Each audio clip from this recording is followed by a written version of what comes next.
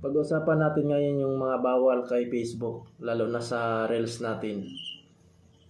Lalo na kung ikaw ay na na tawag nito, na invite sa stream ads o kaya sa Reels.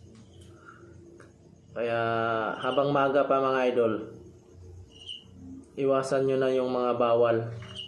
I-review nyo yung mga video nyo, kasi maraming bawal sa Reels.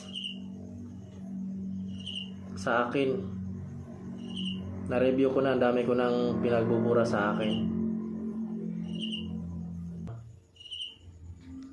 Yung bawal sa Reels, iwasan ninyo yung picture nyo na sinusulatan ninyo, bawal po yan. Tsaka yung gumawa kayo ng sulat tapos ginawa nyo yung video, bawal din po yan sa Reels. Saka yung background music, bawal din yan mga idol. Yung mga alak, bawal din yan. Tsaka yung mga nagbibideo, okay. Sa akin, binubura ko sa akin kasi bawal.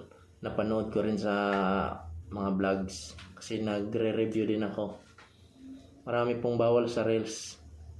Kaya habang maaga pa, iwasan nyo na. Burahin nyo na yung pwede burahin. Ang sa akin, pinagbubura ko na. Kasi mahigpit po ngayon si Meta. Lalo na sa Reels. Sobrang higpit po ngayon. Ang daming bawal. Tsaka yung mga bata, yung maliliit pa, bawal po yun. Dapat pag may bata, iwasan nyo, huwag nyo kukunan ng video, lalo na pag nakahubad.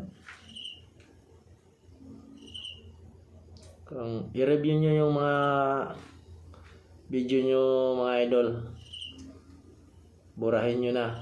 Malalaman nyo naman kasi pag pinindot nyo, nakamute siya, hindi siya sasalita. Pag nakamute, automatic yun, bawal yun. Kaya sa akin, ang dami kong binubura. Halos mga Reels naka-mute. Bawal 'yun. Kasi di kayo ma-monetize pag marami kayong violation sa Reels nyo. Sa Reels talaga sobrang higpit ni Facebook sa Reels natin. Yun ang dapat natin iwasan.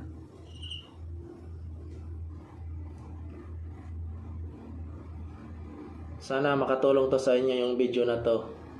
Maraming salamat mga idol. God bless. And magandang gabi sa inyong lahat. Bye bye.